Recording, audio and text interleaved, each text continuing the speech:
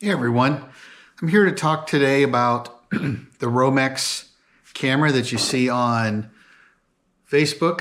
You probably have seen this little camera being advertised as a GoPro killer, and I'm here today to do a quick review. So the first thing I'd like to talk about is the ordering process. It's pretty straightforward. You go to their shop, you put in your order, they'll tell you that they'll give you a second camera for a discounted price. I did that.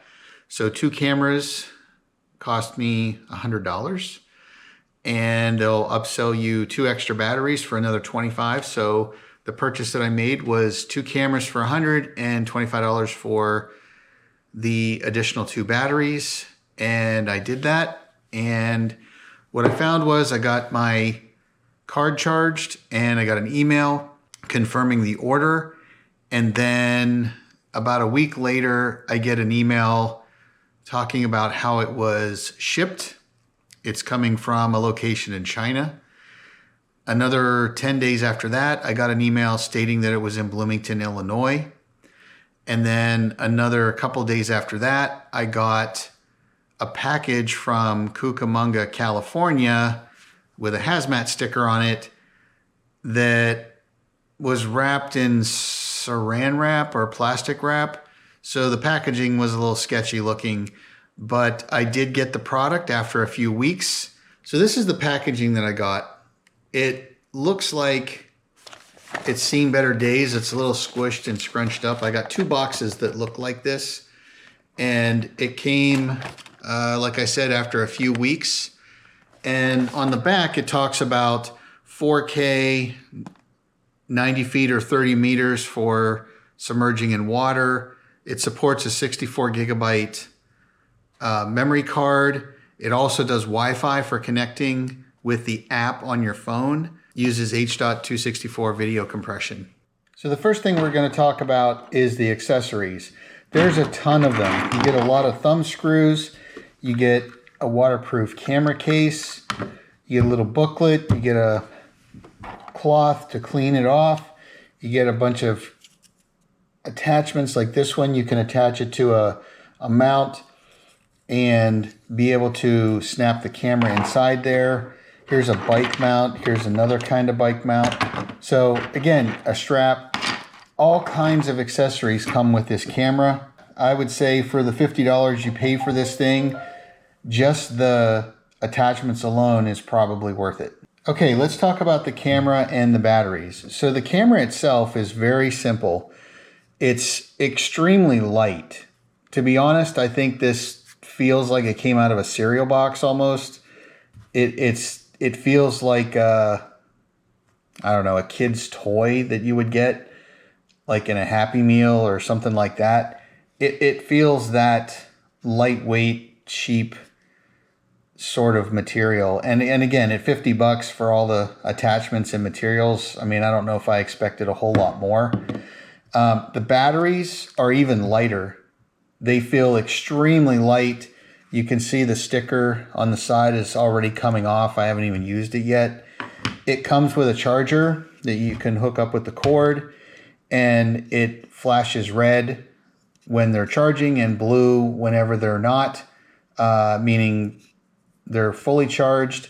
I did charge these 2 batteries and that totally worked. For the price point, I don't know. It just feels very, very chintzy. I don't know what else to call it. There's a Wi-Fi button on the side and a microphone on and off button over on this side. It has a play button, so this is how you start and stop videos. It has a power button on this side. There's also some power plugs here to connect it to your computer. And right there is the memory card. It supports up to a 64 gigabyte. I have a 32 gigabyte in there right now. All right, so to turn this on, you go on the power button here in the front and you just long press it. And you get the startup screen, and then you'll see that it comes across and starts up. All right, so I've powered on the device. I've pushed the button here, you long press it, and it boots up. It shows you a couple things here. How much video you supposedly can use to start it or to record on the card. It shows that a memory card has been inserted, your battery, your microphone, whether it's on or off, and a date time stamp there at the bottom. To be honest, that's it. Now, you can toggle the Wi-Fi here. I tried to connect this with the app on my phone and I was not able to get it to work. So it's mostly in Chinese, so I don't really know what it's supposed to be saying on there. But at the same time, that's the SSID to connect to the camera. Again, not able to get that to work. The microphone piece, that does work. So you can touch this and it turns the mic on and off. And you can see here it says 4K at 30 frames per second. If you press the power button, it acts as a mode. And you can see it toggles between the different settings here and it goes through it. So when you go through and you get to the different settings here, you can use these buttons here on the left to move down through. And you can see it talks about capture time, acuity. So you can change these different settings on here.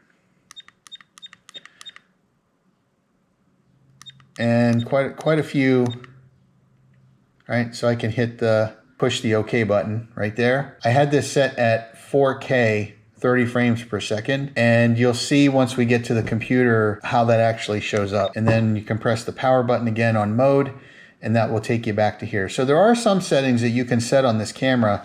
I have it set to the maximum. Once we get in on the computer with the memory card, I'll show you what that looks like. All right, so here's the two videos that I recorded using the Roamix player.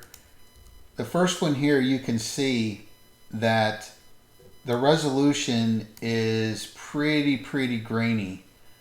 And I suspect what happened here is it recorded the video and then just compressed the heck out of it is what it looks like to me. I don't see this as being 4K and 30 frames per second by any stretch of the imagination. You can see that it's not even close to being 4K. The second video that I took, I did this one outside, and you can see here that it's fairly grainy. Let me pause it here for a second. You can see, like right in this area right here, that just the shadowing and the pixelation in the shadows, even out in the daytime, is not anywhere close to being 4K. This chair, which is about 8 to 9 feet away, maybe 10 at the most, you can see how blurry it is. Everything is just really blurry and pixelated. I don't feel that this is reaching anywhere in the 4K range. From a picture quality perspective, it's not even close.